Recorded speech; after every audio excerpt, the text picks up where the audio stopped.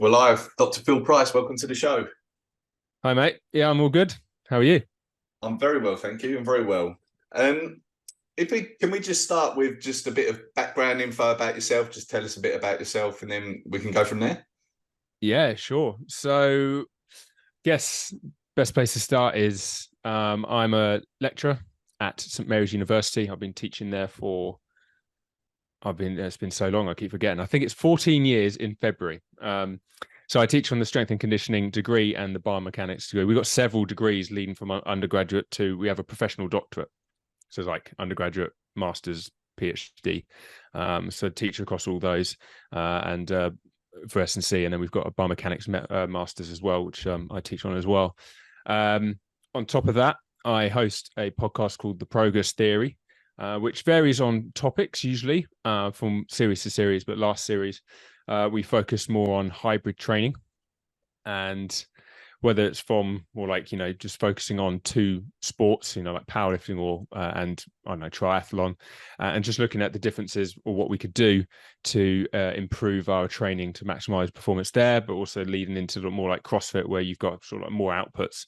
So that was really enjoyable, and I'm currently writing a book based on the stuff I learned on the podcast. I always wanted to do the podcast because I think the best way of learning is to, I come from an academic background, but you also need a lot of experience as well. You can't just, just have your eggs in one basket. I think it's a good blend of experience and research. So that's what I was trying to achieve with that. In addition to that, I'm part of a research group called the HIFIm research group, which is high frequency impulse for microgravity. So that's it's a multi-device countermeasure.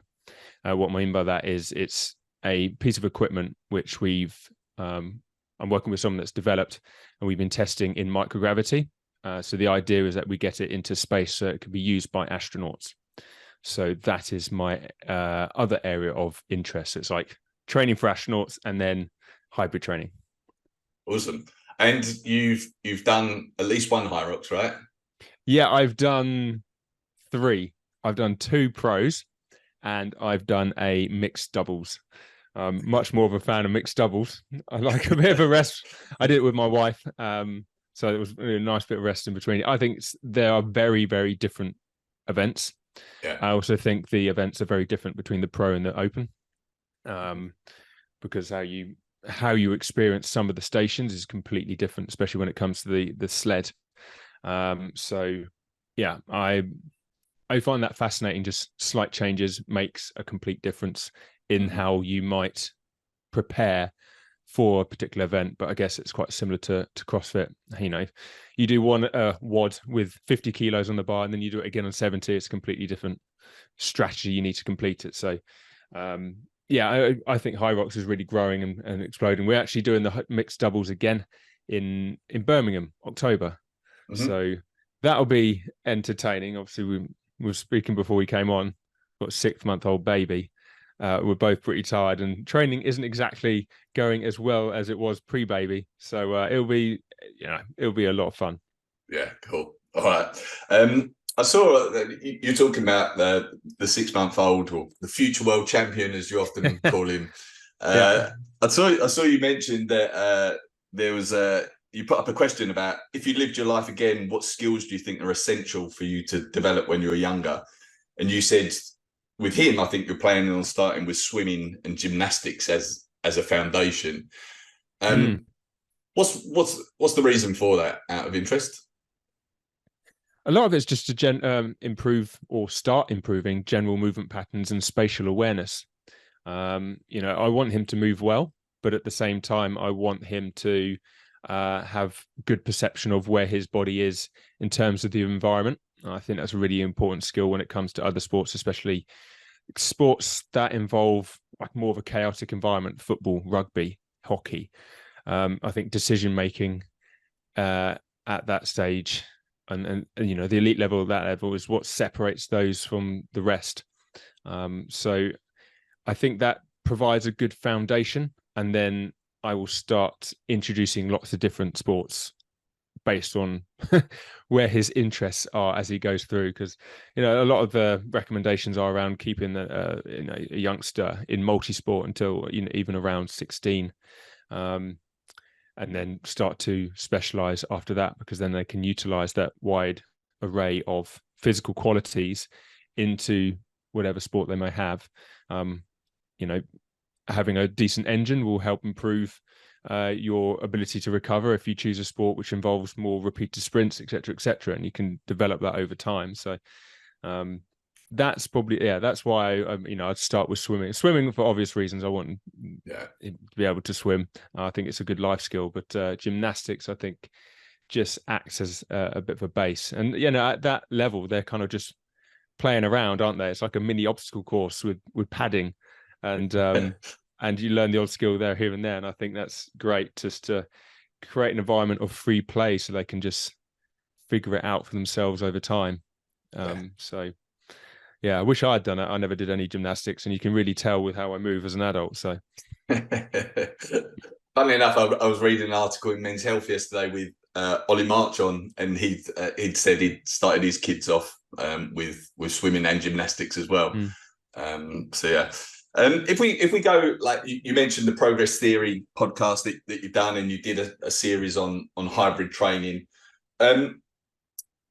What is there any sort of new research that's, you know, relatively new research within the realm of hybrid training, and most specifically towards like HYROX, that you think that might be of interest to people? I know it's a broad question. Yeah, I mean, I can give like an overview of what I feel, where the research is good and where it's lacking. There's been enough literature to provide an overview of what might be some of the mechanisms contributing to what may interfere with each other if you start training for strength and endurance. Overall, I think if you're a novice athlete, and I'd argue even a moderate athlete, that a lot of the time you wouldn't necessarily need to worry that much. So, and that's probably why we've seen such success with sports like CrossFit, where they might have someone that's training an hour a day, and they do a session where they've got a strength portion, then they do some metcon, and then the next day they might be doing some sort of low intensity work. Everything's separated by 24 hours, and unless you're not doing something stupid like a marathon followed by a powerlifting competition, you know, really big events which require specific training for, then you're probably not going to see that much of a problem. You won't get that much of a interference effect. You just progress a little bit more slowly because you're trying to develop multiple things instead of one, which is the same with any skill. So that's I think it's painted that picture really well.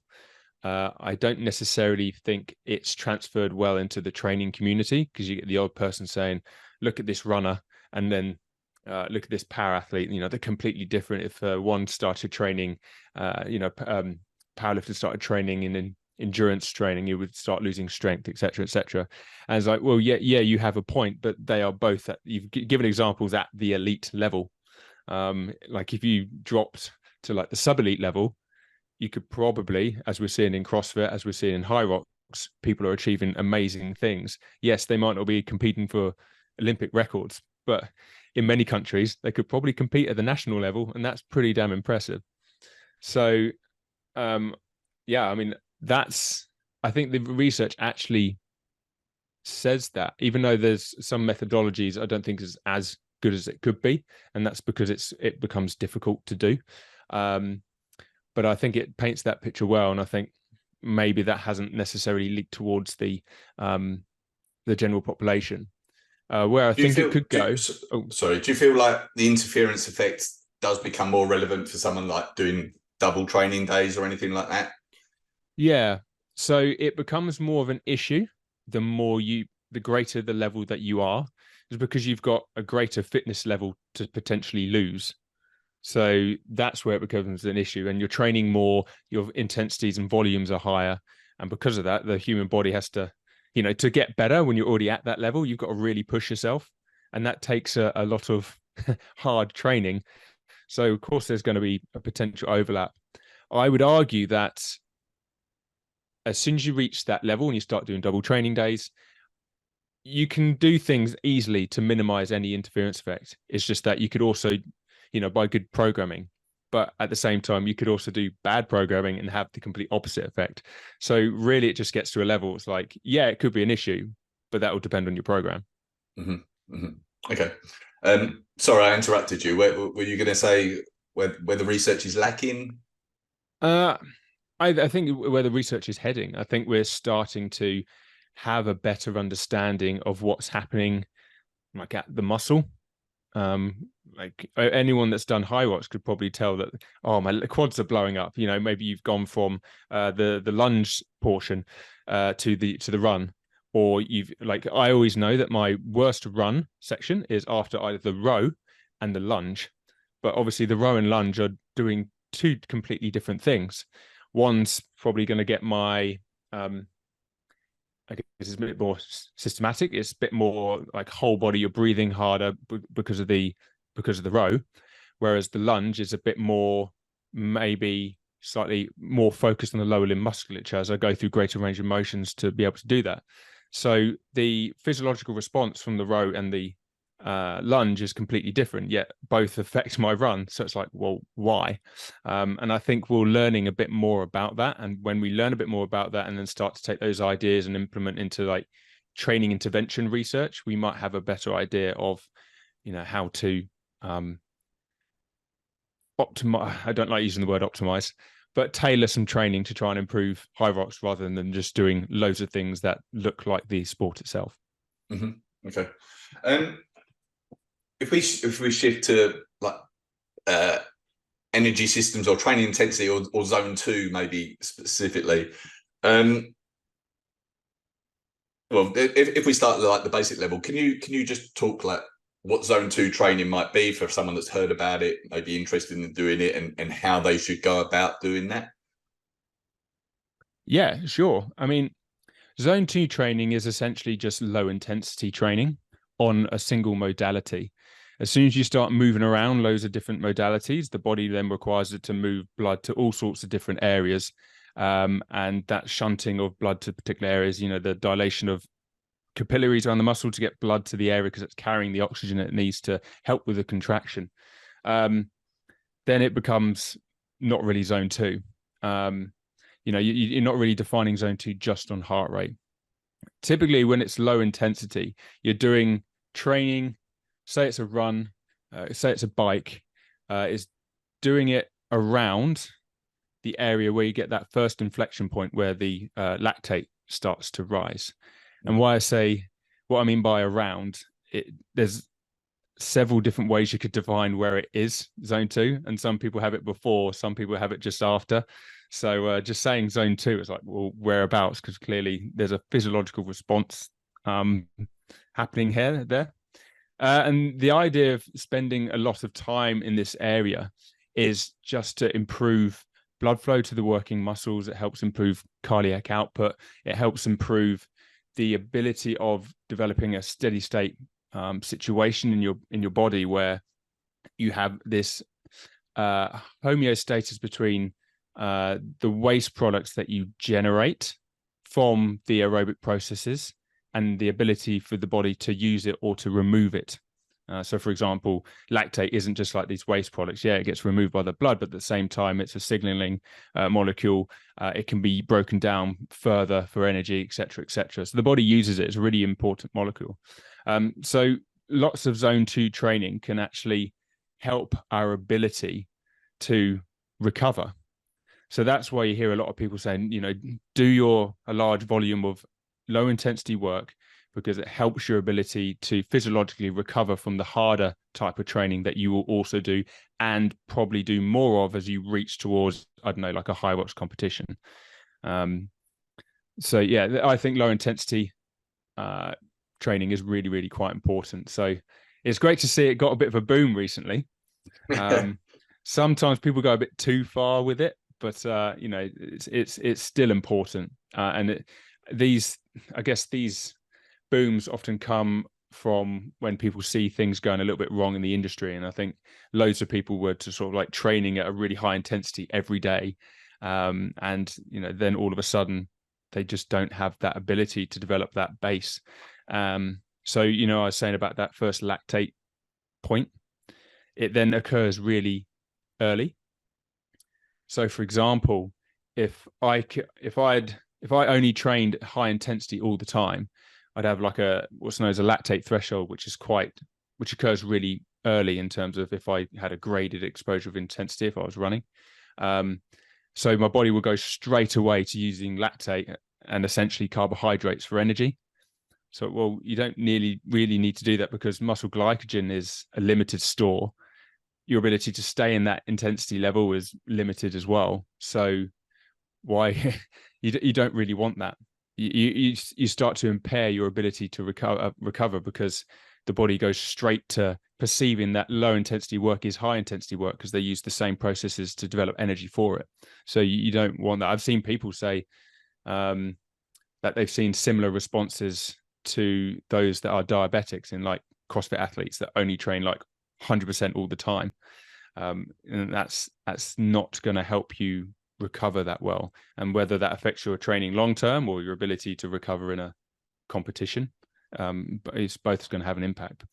But yeah, I feel like, you know, it is getting more attention at the moment, but I also feel like some newcomers to HYROX, because there are gains in HYROX to be made from like the race experience and going high intensity and so on. It almost feels like the high intensity is working for them, but it's not necessarily a long-term strategy, and having some zone 2 in there for your long-term health and performance makes sense. For someone that wants to train in zone 2, you sort of touched on that heart rate isn't everything, and I guess even if it was, it would differ by modality. How would you measure if you're in zone 2 if you didn't want to go to a lab and get tested and so on? Yeah, I mean, because it's low intensity training, what I've often done is that I will say I'm running. I have a phrase that I use that I'll say out loud when I'm running. And the idea is that by the end of that phrase, I'm still not out of breath. So if I am out of breath by the time I finish that phrase, I'm probably too high. And so I need to slow down. And the reason for that is that when your lactate starts to increase like that, you get a change in ventilatory response. So lactate threshold 1 is often seen as very similar to ventilatory threshold 1. So really, if I'm going to be before that threshold, I know that I'm there if I can continue having a conversation. If I can't because I get breathless when speaking, then I know I've gone too far. And yeah, there's nothing wrong with going into that higher levels. Like we all know we need to do high intensity training. But if you want to particularly focus on your low intensity work, I'd find a phrase that would work for you and have it long enough to the point where it's like a sentence or two long, because you could, even at a pretty high intensity, you can say a few sentences without sort of starting to get breathless. Unfortunately for me, it's probably quite very, very slow. The reason I don't use heart rate is because, I really see it at the moment because obviously my sleep isn't great with a young child, and there's a number of different things that can affect your heart rate. Heat, lack of sleep, a number of different things. So I find caffeine. Caffeine. I find it helps, but I wouldn't be able to use it on its own. So I need something else to help guide me. And I use this, I guess they call it the talk test, to help me know that I'm in that range. I mean, it's not, as good as going to a lab and actually having it tested. And I've seen online people use similar things, which is great, but then they argue that it's like, this is the best way. And so, well, technically, even though you're using the talk test, you're still guessing. But you're using other factors to help you guess better. So saying it's like the best way is probably not the best way of advertising it. Just say it's probably a good way of doing things if you don't have all that lab tech. What's your phrase? Can I ask? Yeah, it is. It shows I haven't run for a while. It's the function of man is to live, not to exist. I shall not waste my days trying to prolong them. I shall use my time, which is by Jack London. They use it at the end of the most recent James Bond film when he. I can't give that away because people might not have seen it, but they do a bit of a eulogy. I really particularly liked it, and I thought that bit was the best part of the film. So I've kept it. Everyone has that like one quote they use, and that's probably been my one. So screw it. I'm going to use it with my running training. Oh. I mean, it's like 3 sentences long, so it could be too long, but I know I try and keep big separations between like, okay, I've got my low intensity work. This should be feeling really easy. If I can get through 3 sentences, I'm probably in the right zone. And you'd use that, like you mentioned running training, you'd use that as well on the bike, ski and row if you were doing zone 2 on those as well, yeah? Yes, but I only use it myself on the bike and the run because I just don't think I'm fit enough to be able to accurately be on the rower and maintain be in zone 2. My heart rate shoots up, my perceived exertion shoots up, even if I'm just like really slow on the rower. Sometimes I do it, just to improve my rowing technique, but it's really, really slow. So the position, and this is probably from a lack of training at that modality. Once I become much more comfortable at it, I should be able to do that. But because of my sort of fitness levels, I tend to not use the row, which isn't good if I'm going to be competing at HYROX coming up, because really the better HYROX athletes will be able to do that. So let the missus do it. yeah, she has got with an engine actually, much better than mine. So, uh, I was going to ask you about like modality and whether you can switch in the modality during the session. You think that's a no-no, do you? well, I actually think it's a very important physiological skill to master. The difference is it's not zone 2 work. So your ability, especially in HYROX, to like, okay, I'm running, all my blood's going to the working muscles in my leg. Then all of a sudden, first stage, I'm on the ski erg, quick, redirect all of that blood. Well, not all of it. A lot of that blood, you need to constrict those blood vessels, vasodilate the stuff in the upper body, and redirect it. And that's a skill, and that's something that your brain allows. So you have to be physiologically good at that for allowing your brain to do that, because your brain isn't going to allow all that blood to stay in your lower body while moving blood also to the upper body, because then your blood pressure will drop and you'll just pass out. The brain is trying to avoid that happening. So the ones that are better at like redirecting blood to the working muscles through vasodilation and vasoconstriction are going to be the ones that do better at HYROX. Okay. So if you okay, I was going to say if you were going to do zone 2 training, I guess that's not zone 2 training, but you feel like there's a benefit to sort of training both, if you like, pure zone 2 training, single modality, and also mixed modality. Yeah. Yeah, absolutely. I see them training separate qualities. And I'd probably, if I had like an entire year that was leading up to just one HYROX, I probably would spend a lot of the first half, working probably a high percentage of the zone 2 type training, because it takes a long time to develop really the adaptations from it. Like cardiac muscle is very different from skeletal muscle. Skeletal muscles need to work for a little bit, then they can rest. The heart needs to work all the time, so it's really fatigue resistant. Training adaptations to the heart take a long time. So I would spend a long time doing that, and then as I work my way up to the actual event, like say I did like a 80-20 or a 90-20 split in terms of like high intensity, low intensity work, I would slowly sort of like reduce the percentages to like maybe like 80-20, 70-30, 40-60, leading up to the event. Mm-hmm. And then after that I'd probably have like a recovery period where I was just doing low intensity work for maybe like 2 weeks. Doesn't have to be long, and then I'll be straight back into it. So you're giving yourself enough time to develop those adaptations from the zone 2 work, and then all of a sudden you've got that base to then support the recovery when you start doing the more high intense work. And so I mean, with that high intense work, I would have Let's see. Well, actually, you'd either have it as like intervals, which I'd have as the high intensity work, and then I'd have, let's say like an EMOM where I'm moving around different apparatus. So ski erg, row, then it might be a run, then I'm lunging, all of those types of things, because you could do that at a low intensity to try and help develop those, the movement of blood flow, the delivery of oxygen and how it's utilized. Yeah, but it's not zone 2 work, but it's still kind of low intensity work. So you can do that by not only developing those physiological qualities, but you help just get the reps in, develop the skill, become more efficient at it.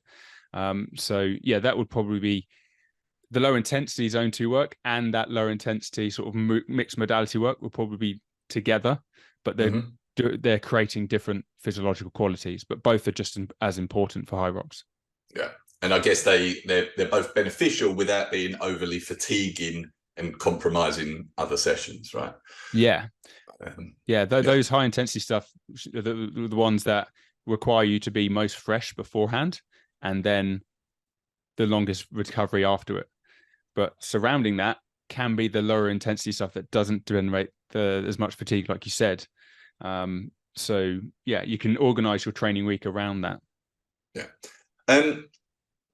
I won't talk about zone 2 all day, but is there I guess like it's the total volume across a week or a month or months that really counts. But do you feel like there's a minimum amount of time per session that you should do it for? Like, does the research show like you really need to do it for at least 45 minutes before it's really doing anything, or not? Not necessarily. I would, when you're really developing that zone 2, if that's a real focus, I probably would have at least one session per week that was long. I could be like your weekend, like 3-hour ride, I don't know, 2-hour run, something like that. And that's going to be seen as like one of your like main sessions. So that's going to drive a lot of that. And then it kind of gets supported by smaller sessions during the week. Like we're not like, there's a free book out written by Van der Poel, who he won the 10K speed skating. They go around, and he details his training, and he spends most of the year on a bike, and he's putting in like 6 hours a day. Like we don't, but there'll still be like one day where it's like even longer. That's the key day. So his smaller sessions are like 6 hours, where our smaller sessions are, if we're working, it's a bit smaller than that. So yeah, I would, disperse my zone 2 stuff around the week, but I still would have like one key day where I was spending a long time on feet or on bike, that type of thing.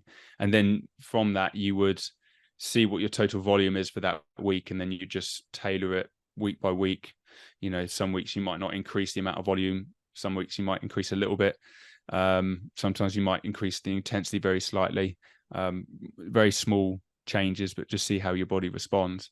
I have had a mate of mine said he's had some good responses by sort of incorporating 20 minutes of it, but usually around other training that they might be doing. So it acts as zone 2 training, but it kind of acts as a little bit like recovery work post session. It's not long enough to cause any great interference to their main sessions, that type of thing. And he said, well, when they're doing so much work, but you're kind of limited on time, it's just about getting it in decent places. And he's found like these 20-minute blocks before or after have like a good effect, but also isn't detrimental to the main part of the session that they want to do. So there could be a number of different ways that you could get that in. Okay. All right. And just one more question on this topic. I feel like maybe I've heard you talk about, or someone else talk about, like for some athletes, there may be in a zone 2 training session, there may be a benefit to just pausing for 15, 20 seconds, maybe, to and then continuing. Is that right? Did I hear you talk about that? And if so, why might that be? Yeah, you are correct. Those are typically athletes that, say you've got an athlete that's like, when they run, especially for long periods of time, they go, oh, my quads blow up. They just feel like they're just so full. It's like they've got the pump and it makes it hard to run. The reason being that's occurring is because the blood is pooling in the area. So it gets that fullness feeling. And when that happens, it becomes harder to maintain submaximal contractions over a long period of time. So those that don't do that are very good at contracting and then relaxing. And it's when people are bad at muscle relaxation that blood can't return to the rest of the body and then come back with oxygenated blood. Hence why, they're not able to produce that force over time, because they're not getting the oxygenated blood that they need. So there's a lack of flow, because every time you contract the muscle, it acts like a tourniquet. You've seen the blood flow restriction stuff that you can either have in your legs or your arm. The muscle contraction kind of acts the same. Like, say if you've got a muscle fiber and you've got the capillaries going over it, which supplies the oxygenated blood. If that muscle then contracts, it's then pressing on the capillaries, acts as squeezing them shut. So obviously that stops blood flow, but that's okay if you're able to relax as well. So the reason why we sometimes say maybe just add in a small section of 10 seconds of recovery. So you might do, I don't know, 30 seconds work, which is relatively easy, then 10 seconds rest, 30 seconds work, 10 seconds rest. It's really boring, but you're just encouraging your body to okay, quickly relax, we go again, relax, we go again, teaching it to relax, to encourage that movement of blood flow, to hopefully not do that again. I think it's what I need in the upper body, because my upper body, if I'm doing any type of, I don't know, CrossFit workout, I just hit 12 reps and I just can't do it anymore, because my body's so used to years of hypertrophy training, whereas that, fullness, the pump, or it creates the right metabolic environment for hypertrophy. It doesn't necessarily create the right environment if you want to do endurance with the upper body. So maybe I need to get in an arm crank and just do 30 seconds, 10 seconds, 30 seconds, 10 seconds. So yeah, if you could argue that years and years of hypertrophy training has not exactly prepared my upper body for muscular endurance training. That's to say. That's more regular rest than I thought you were going to say. 30 seconds, then 10, 30 seconds. I thought you might have said 5 minutes, then 10 seconds. But so that is fairly regular. Yeah, I mean, it will depend on the intensity. Yeah. So obviously the higher intensity you go, obviously you're going to have more of an increase in blood lactate. So yeah, you're just teaching the muscles to relax, and that goes to anything, whether you're doing low intensity long distance running, or if you're doing sprinting. Muscle relaxation is so key, and it's a skill that people often forget. Yeah, watch a powerlifter sprint, and then compare it to Bolt. You'll just see a completely different pattern, of how their leg swings. And the reason their leg swings like that is because all the muscles are want to be on all the time, because their sport requires them to be on all the time when producing force. So they just have a lack of ability to relax, and they don't necessarily need to as much, because powerlifting's one rep, isn't it? Mm-hmm. Yeah. All right. Thanks for that. If we shift away from zone 2 type training for a while, these are just some questions that I had, really. just random, but from a recovery perspective, I'm interested to know your thoughts on there's quite a trend with ice baths at the moment, and hot and cold exposure and so on. Where do you stand with that? My feeling, I'll tell you, is I wonder if it is interfering with the adaptation process if you're doing an ice bath after training every time. Do you feel like there is a time and place for it, and if so, when? Yeah, I do. I mean, I have a lot of friends who swear by it, but I think they swear by it from a well-being point of view. It makes them just feel better. Mm-hmm. So regardless of what the science says, I mean, there's probably science on sort of well-being and happiness and perception, yes, but if it makes you feel better, go for it. In terms of adaptation to training, I think you're absolutely right. So it's all about when you do it. So if you look at the CrossFit Games, you're always seeing them getting into an ice bath, and that's fine, because at the CrossFit Games, you're not trying to adapt from the training. You're trying to recover as quickly as possible so you can do the next event. So ice baths are the perfect way of doing that. It reduces inflammation, etc., etc. If you did that after every session, then you are blunting the response the body is trying to make to try and adapt to the stress from that training session. So ice baths all the time after training, probably not a good idea. Ice baths after a particular event where recovery is key, a good idea. And then in terms of just using ice baths for, I don't know as much for longevity. I know there's a lot more people out there that are probably more well-versed on that than me. But yeah, just at a time away from training so that the effects of that just are gone by the time you train. And there's the advice doesn't change whether it's like a strength-based session or a cardio-based session or anything like that. The adaptation process is still blunted in theory by cold exposure. Yeah, pretty much.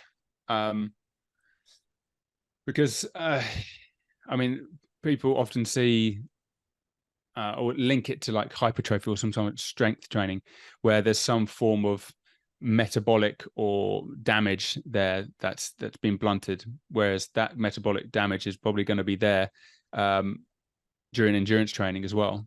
The body doesn't necessarily recognize if you're doing endurance training or strength training. It just recognizes if you're doing the force that's been applied onto it and how long is it doing it for.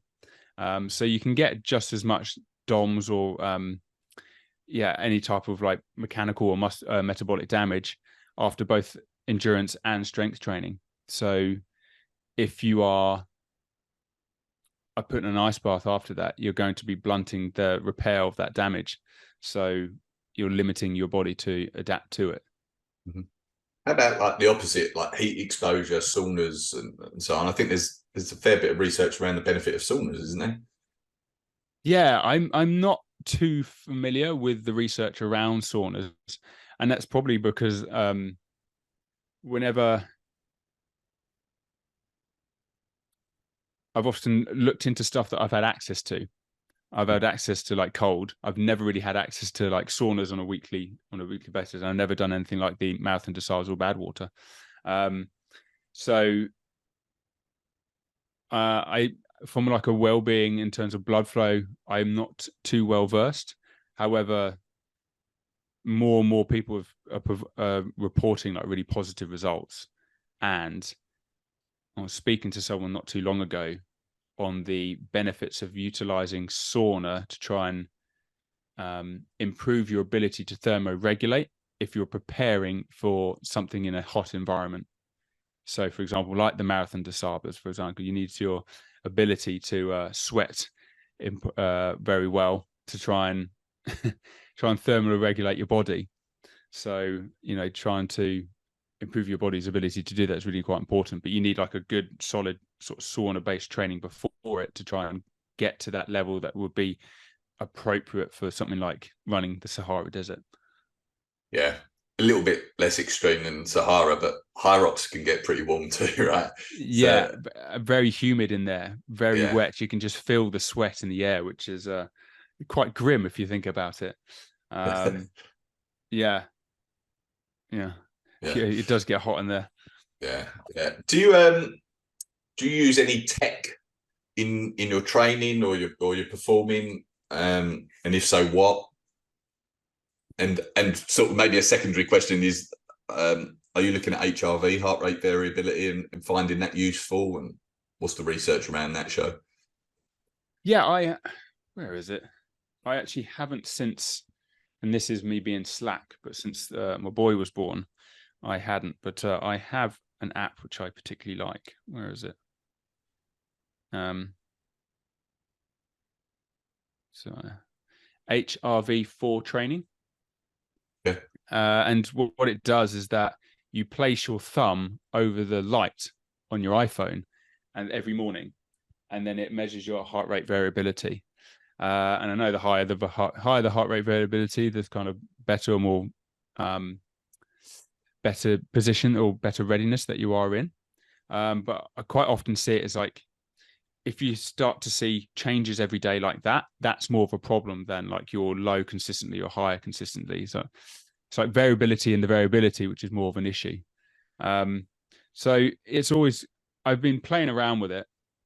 I like it, but the issue I found is I need a consistent way of measuring it. So for example, the recommendation, this may sound a bit weird, is when you get up first thing, go to the loo and then do it sitting up. Before then, I was doing it when I've woken up and lying down. So obviously that's going to change the effect of the heart and the use of gravity in terms of like your circulatory system. So all these different things have like a real effect on the measure that you get. So yeah, I've been playing around with how best to actually utilize it, because any changes of what I do is going to affect its reading, and then I could then misinterpret what that reading's saying. But because of that, because it's quite sensitive to that, I think it's quite good. I don't use a Whoop or an Aura ring.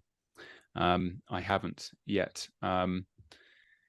There's been interesting comments in the literature regarding both of those. I've heard a lot of people say that the Aura ring is better, but I can't remember why.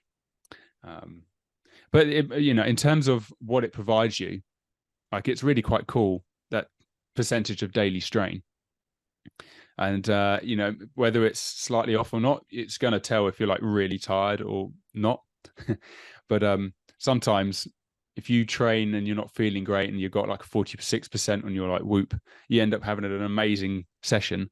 Someone else might have gone 46%. Oh, I better not train today. I'm too highly stressed. So I don't think it's as easy as like, okay, my Whoop is saying this, I need to do this. There are other things to consider. And I haven't really personally decided what that criteria is yet. Okay. I need to play around with it, really. Yeah. So it's like potentially interesting, but how to actually utilize it and let it influence what you're doing is still open to discussion. Yeah. Yeah, open to debate. Yeah. Yeah. Okay. Okay. Do you use Whoop or anything like that? No, I don't use Whoop or anything. I did, to be fair, going back quite a few years now, I started looking at HRV and then just found that I wasn't really using it because, some days I'd feel good and it was telling me I wasn't, and like you touched on. So I was never really sure how to use it. And I can see a benefit in just continuing to measure every day and then maybe look for patterns and clues and things. But no, I must admit I've stopped using it.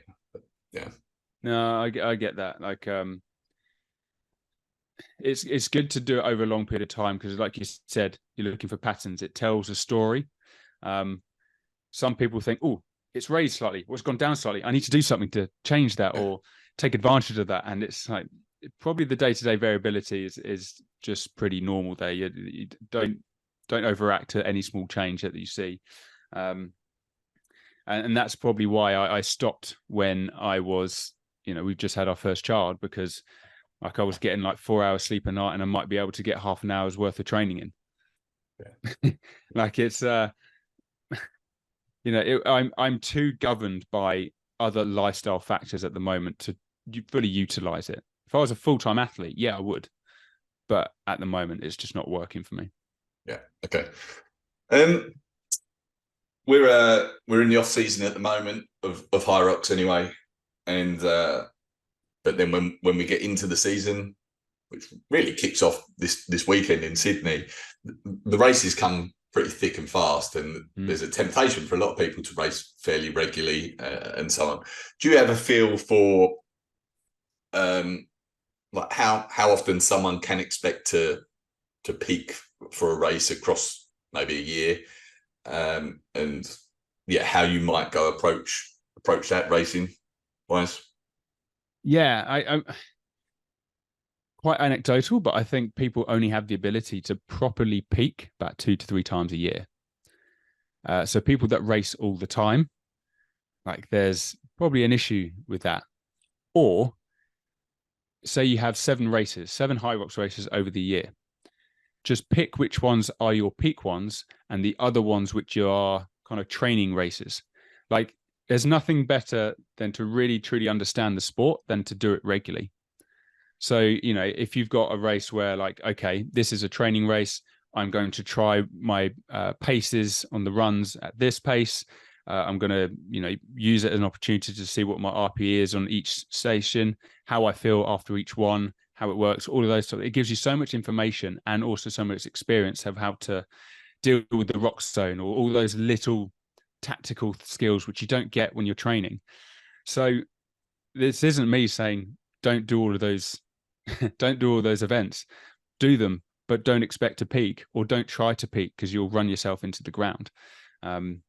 So yeah, I mean, I think people try and like go as fast as they can because they know people can see their scores when they log into the HYROX website, and people post it on social media. So you know, having an event where like you're lower in the leaderboard and people are seeing that, people might just go, I don't like that, I'm going to go for it. And also you're in, you know, the atmosphere is really quite cool in HYROX, and it makes you push even more, and your perception of how you are pushing is going to be completely different than if you did it in training. So it's hard to do, but that's why you've got a coach. Coaches are that second brain, which is going to advise you on what to do and try and, like, I always like athletes that, you know, you tell them to do less because they're the ones that are just, you know, just will go all out for it. There's nothing worse than an athlete where you feel like you have to tell them to do more. But it's easier to like pull the reins on someone than push them to do more. But yeah, having that with HYROX and then just having training events, I think it's really cool. I think it's a really cool idea. I've even had a few friends that like utilize other sports as training events as well. So say HYROX is their main sport, then they go do like a triathlon as part of their zone 2 training. You know, I think that's a great idea. It's something different. People like a bit of variety. It has the ability to give you an idea of the culmination of all your zone 2 work over a long period of time. If it's, you know, this is my base work, culminates with a triathlon. Oh, I did really well there, enjoyed it, I felt good on the run, etc., etc. That can provide a nice stepping stone leading into the more competitive phase of your season. Yeah, it's something that I actually sort of briefly talked about with George Edwards, who I interviewed recently, because he's preparing for an Ironman at the moment, and like preparing for something like that in the off season where you're getting a lot of zone 2 work in, like, makes sense to me. And then you might ramp up the intensity to HYROX sort of levels as you get into the season. And it is I don't know how closely you follow like the elite side of HYROX, but it's a consideration for those guys as well this year in terms of like they're going to have 4 major races plus a world championship.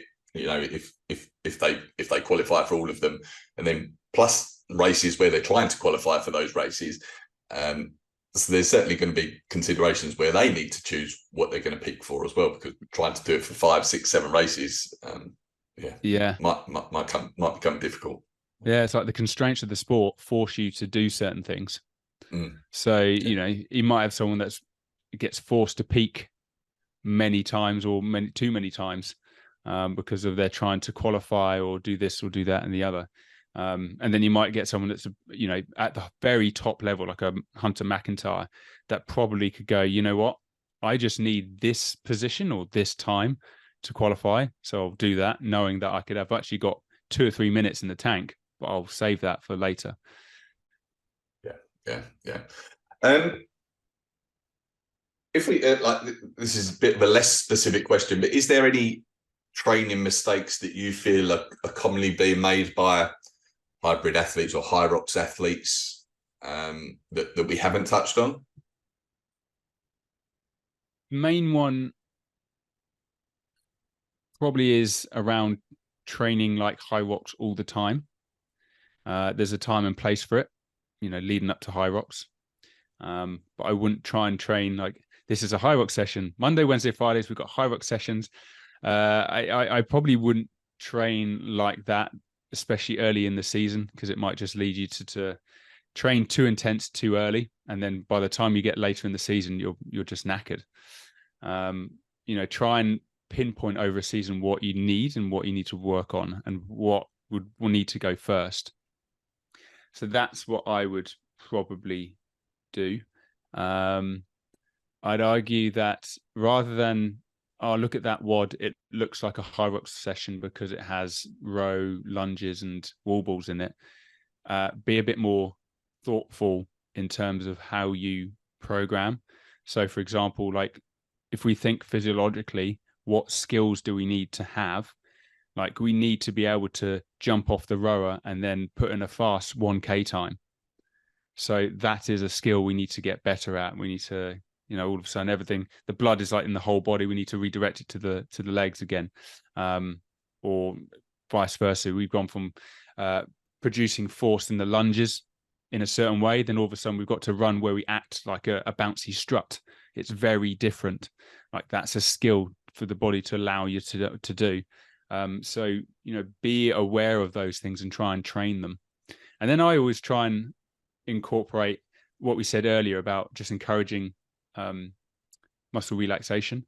Like I like doing a few things. I've only really tried actually, to be honest, with wall balls, where like I'll do like a set of, I don't know, 12, rest for 5 seconds, go again, rest for 5 seconds. I'm just trying to encourage effort, relaxation, just to try and be able to develop that muscular endurance so I can do high rep sets of something. Which I've only really tried, to be honest, with wall balls, but that's probably because I'm starting at such a low bar because of my upper body endurance. So I would try, think a bit more carefully as to what physiological qualities are limiting you when it comes to the event. Look back at your scores, as in your times, how long it took, and try and think, well, why did I, if I wanted to maintain a certain pace for all my runs, but after this event, all of a sudden it's much slower. It's like, why? Maybe I need to start working on that. Just incorporate that in a smaller way into a WOD, and then just build it over time so you can practice that physiological skill. Okay. So rather than just like random stuff together that uses the same exercises. Yeah, makes sense. All right, brilliant. Well, thank you for this. This has been fantastic. One last question that I've been asking everyone on the podcast is, if you could put a message on a billboard that goes out to the world that everyone would see, what would it say? I don't know. Do you think I should put that, watch out for this future world champion, as I call my son the future world champion? Absolutely. Maybe I'll go with that. Like, honestly, I don't mind whatever he ends up doing, but I just like the ring to it. Like, he could be an artist. I'd be very, very happy. But I do some work with the Royal Ballet, and they are absolute athletes. The ballet dancers from the Royal Ballet, absolutely insane what they can do. Really? Yeah, just incredible. And you see what they have to, like 6 hours worth of training, and then they'll have rehearsal, and then a show in the evening. So it's like 8 hours of jumping a day. Wow. Yeah, you just need to be so physically fit to be able to do that. They're just incredible. Yeah. All right. Do you want to tell people about where to find out more about you, and some bit about your book? Is that coming out soon, or? Yeah, I'm hoping the book will be out before Christmas. Okay. There's one more chapter to do, but the first draft of everything else is pretty much done, and I'm relatively happy with it. There's so many different avenues you can go down, and I'm trying to avoid it. And then already thinking of like second, third books, all of that type of thing. But definitely keep an eye out. Follow me on Instagram if you want to find a bit more. I've been a bit more quiet recently because I've been trying to get this book done. But it's at Dr. Phil Price, and then my podcast is at The Progress Theory. There's, you can see it on Spotify, and I try to put it up on YouTube as well. So a lot of what I've used, like the information, comes from those episodes. So definitely check those out as well. I've tried to synthesize it a little bit more into like principles that people can use, rather than do this exactly to be a better hybrid athlete. I'm not into that. I want to help people create their own programs. So it's using principles that they can follow, and then they can add their own spin to it to become hopefully a better coach. That's the book. Check me out on Instagram and YouTube. Okay. All right, perfect. All right, thank you for this. It's been fantastic. Had a lot of my questions answered. So yeah, hopefully it's be a huge help to a lot of people. So thank you. Good luck for Birmingham. Hopefully I'll see you there. Yeah, and definitely. We can hopefully talk again soon. Which event are you doing? I'm doing men's open in Birmingham. Men's open. Cool. Yeah, because the doubles and the opens are normally during the day, isn't it? So we'll probably be able to cross paths. Whereas if you're doing the pro, you're doing it at midnight, aren't you? So yeah, I know I need to do a pro race this year, but I thought I'm just going to go abroad and do that rather than do it at 8:30 at night or something. So yeah, that makes sense. Definitely makes sense. All right, brilliant. Thank you for this, and yeah, hopefully talk again soon. Cool. See you, everyone. Cheers, mate.